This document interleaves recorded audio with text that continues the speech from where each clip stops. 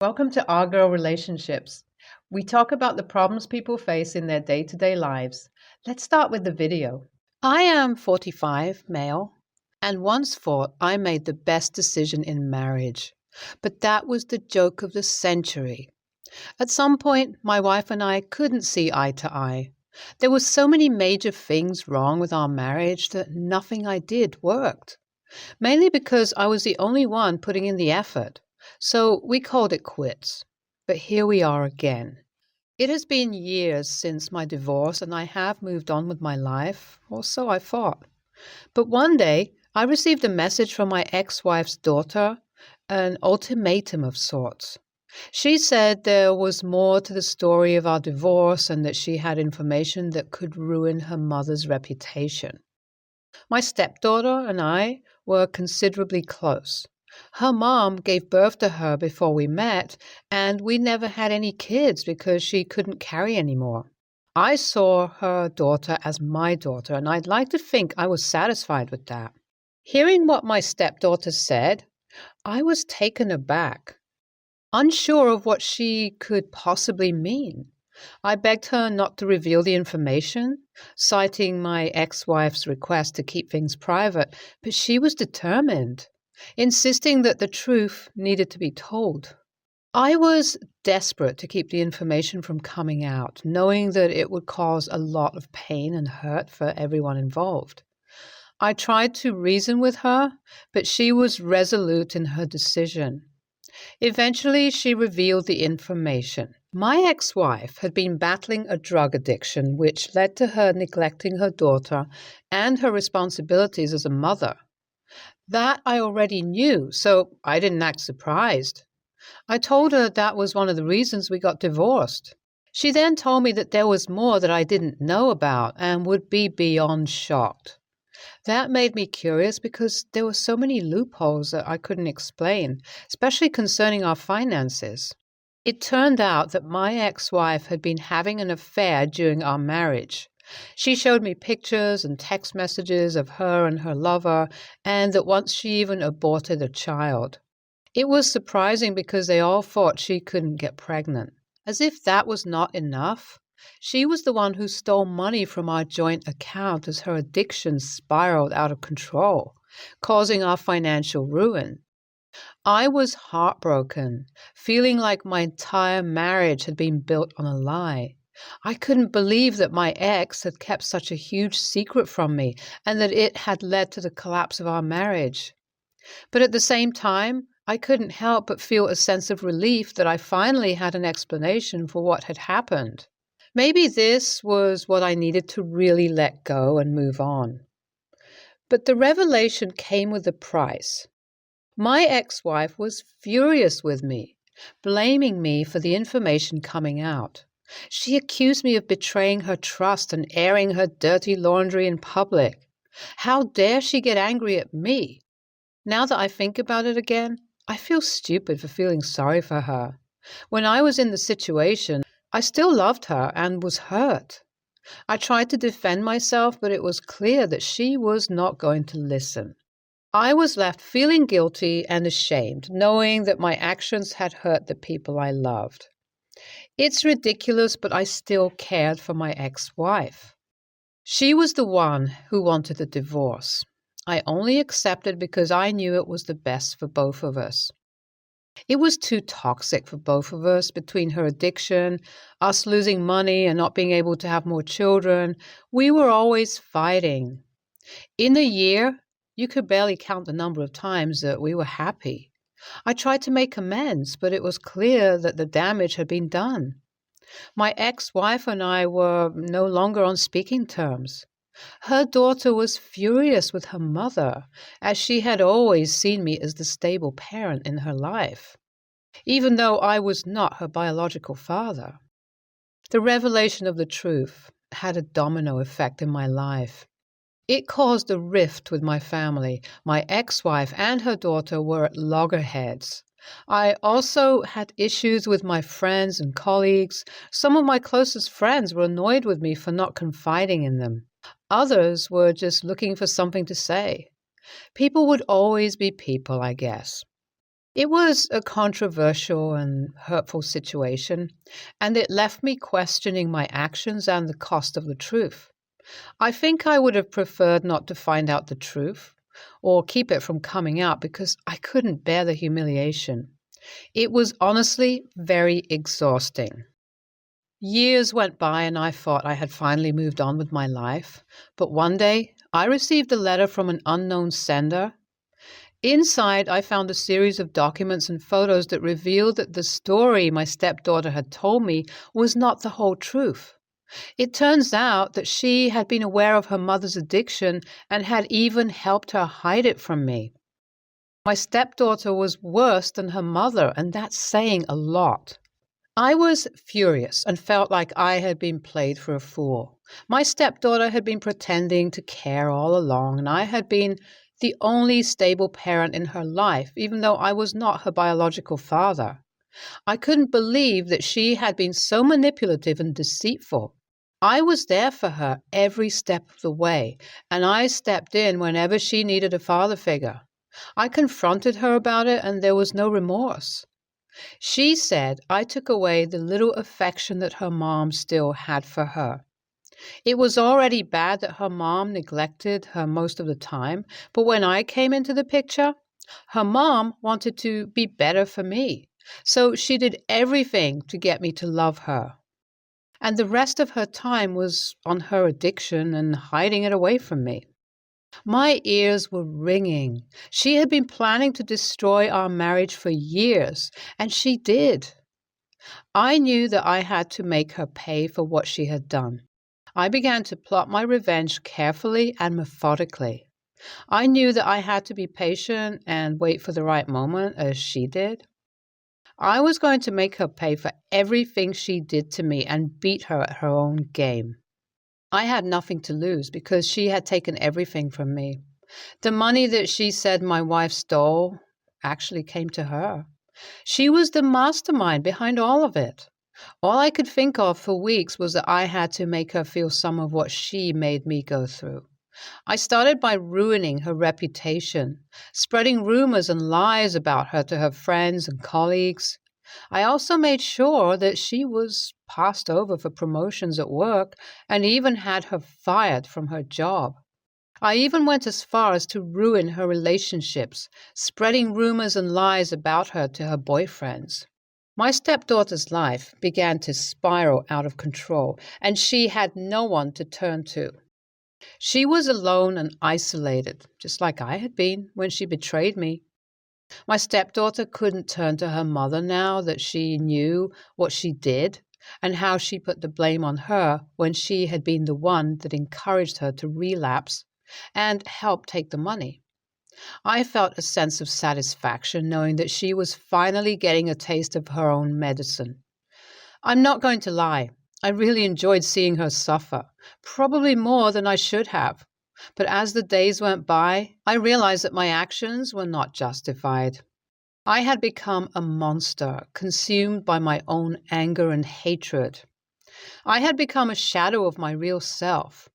I didn't like what I saw in the mirror. I didn't like that I enjoyed ruining my stepdaughter's life, even though she ruined mine first.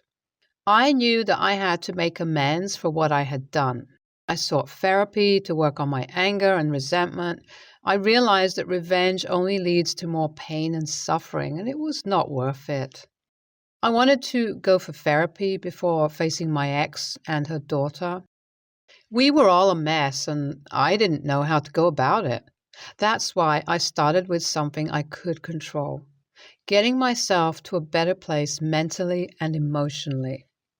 I apologized to my ex and my stepdaughter and promised that I would do whatever it took to make things better, but my stepdaughter told me to get lost. Her mom was more welcoming, so we talked things out and decided to forgive each other, but it was better we stayed out of each other's lives. She had made up with her daughter at that time and said she would come around. I tried for a while, but my stepdaughter still hated me, and I decided that that wasn't on me. She did something horrible, and I did too, so none of us needed to be on our high horses. I was ready to move on and leave all of this behind me, and would do it even if my stepdaughter wasn't ready. She has been bitter for years, pretending to be happy, so that must really cut deep. NTA, this whole problem started with a mother who shouldn't have been one, and she created a monster for a child who destroyed everything. Her child wouldn't have grown resentful if she had done her part. YTA, it's clear that your stepdaughter was a hurting child who had now become an adult but was still struggling. You may have just made her worse. People who have these issues need love, not revenge. Now you made her think she was right to do all she did to you because you were not a good person. NTA, everyone in this played a part. It is full of lies, deceit, pain, and revenge. When all of that is involved, all the lines are blurred. It is good that you decided to work on yourself and you try to make amends.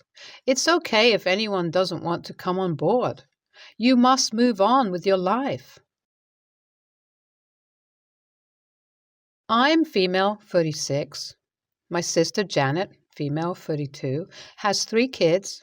Maddie, female, 14, Noah, male, 10, and Nikki, female, 8.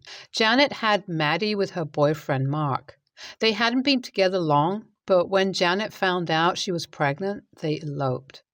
For the first several years, their marriage was fine. However, it started getting rocky when Nikki was born because Janet became a stay-at-home mom, making Mark work more. It grew progressively more tense between them to the point where they contemplated divorce. Because of Nikki's age, Janet and Mark didn't want to divorce and decided on counseling. They've been in it for a few years now, and their marriage has gotten better. Their counselor suggested a date every 2 weeks, so Janet will contact me asking she can drop off her kids at my place. They're well behaved, so I have no problem watching them. Typically, it will be after my workday is over. This is where it's messy. Janet asked me if I could watch her kids for a whole week. Her 15th wedding anniversary with Mark is coming up, and they are planning a Florida trip. I only live 20 minutes away, so I was a convenient choice. I'm a graphic designer and currently working on a large project for a client's baby shower, but I figured that it would still be okay to watch Janet's kids because they'll be in school most of the day, so I agreed. Later on, Janet then asked if she could have their dog over too. I said no because I'm highly allergic, have no space for a dog in addition to her 3 kids, and my husband and I both work full-time, so we just can't occupy a dog. Janet seemed understanding and told me she would look into kennels for her dog that week. The day of their trip, they came over and Janet handed me a leash with their dog and gave my husband a bag of dog food. I pulled Janet aside, mentioning that I had explicitly said my husband and I were in no position to take care of a dog, and she shrugged it off, telling me that Noah was getting separation anxiety from their dog, so they ended up not looking into kennels. She then told me that her trip was important and she saw no reason why I couldn't put up with my allergies and put time aside for a dog when it's only a week. I reminded her that I was already taking on her children without getting paid, and now she was forcing the one thing upon me that I said I could not do. Janet rolled her eyes and then turned to leave because they were going to miss their flight and had nowhere else to take the dog. I shoved the leash back in her hand and told her she could forget about her trip then, because if she couldn't hold up her end of the bargain, I wouldn't either. So there was no need for her children to stay since she had to stay behind for the dog anyway. Long story short, she missed her flight, called me a huge a-hole, and said I'm causing damage to her marriage because family would have helped out. Her friends contacted me, also calling me an a-hole. AITA? Thank you everyone in the comments for your support. I have since spoken with Janet and told her that I will no longer be babysitting her children without her paying. I also took the suggestion that someone made about correcting her on social media, and she took down her post almost immediately. To respond to the person that said it sounds like I don't have a good relationship with my nieces and nephew because of how I worded this, I babysit them about twice a month and see them on holidays.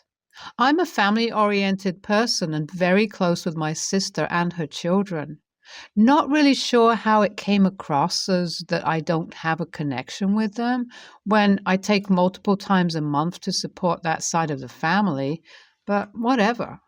So I didn't know this, but Janet has Reddit for privacy.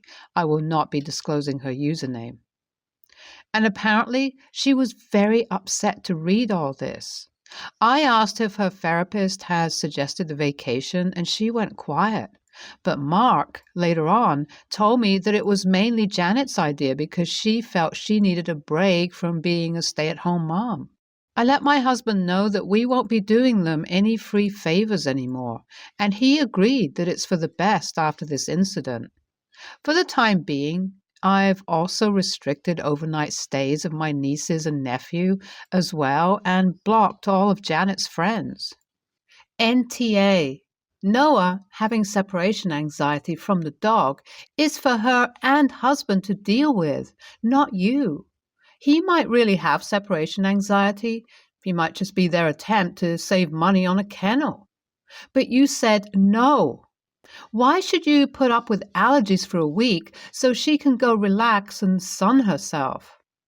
You was already doing her a big favor by babysitting for free.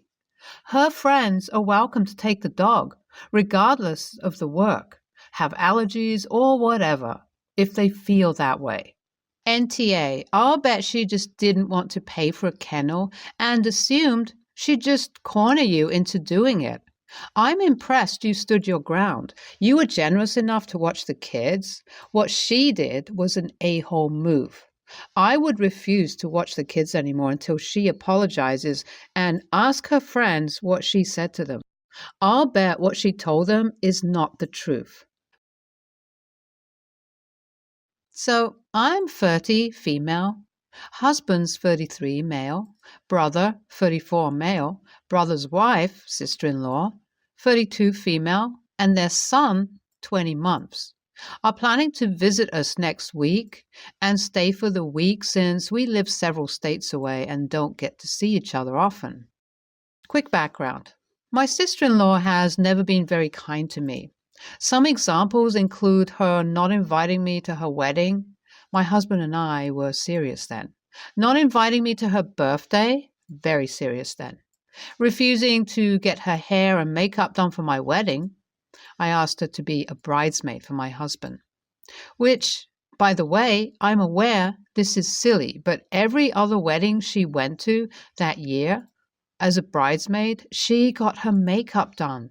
And at this point, I was so sensitive to her that little things hurt. Anyway, the other week I texted my sister-in-law asking her plans on where her son will be sleeping. She responded that her son should take my daughter's, 5 months, crib, and she should sleep in the pack and play. I explained that this wouldn't work for us because she just started sleep training.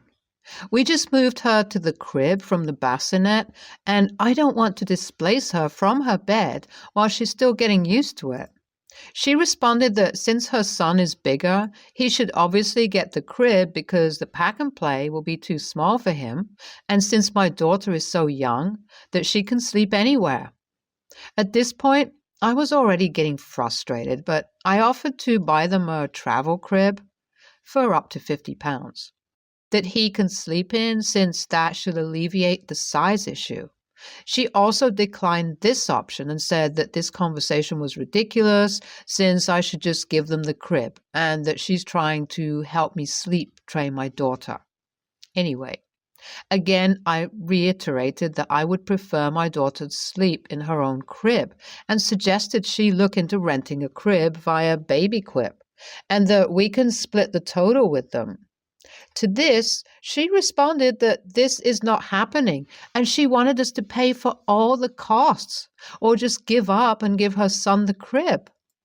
Anyway, I told her that the only solution cannot be her son getting my daughter's crib and that very often things are her way or the highway, to which she responded, maybe they shouldn't come. This conversation was about 3 weeks ago, and we have not spoken since. They're supposed to come next Thursday, but I'm feeling so uncomfortable with the whole situation. So, AITA for not giving up the crib? Edit for content. The crib is currently in our primary bedroom. She does not sleep in her own room yet. Thank you all so much for your input. You have no idea how much you validated my feelings and made me feel justified in my stance. I know it's also on me for being such a pushover and doormat all these years. I was always hoping we could become close friends, but LOL, the feeling is very clearly not mutual. However, now she's messed with my baby and I'm pissed, to be honest. I'm making my husband deal with it and told him we have the pack and play or they can figure it out. Also, that she's not allowed in our house without a proper apology. I don't know if this is the best solution, but baby steps. But I promise, if she makes any comments, re my daughter's crib, and using it while she's here, my pushover days are over. NTA, you should tell your husband and let her know her place. She's a guest at your house, and it should be very easy to close the doors at her, even if other people don't like it. If someone's doing for you, you should be grateful, or at least don't act so entitled to demand stuff. In a house, it's not their own. Tell her the kid can sleep with them in their bed.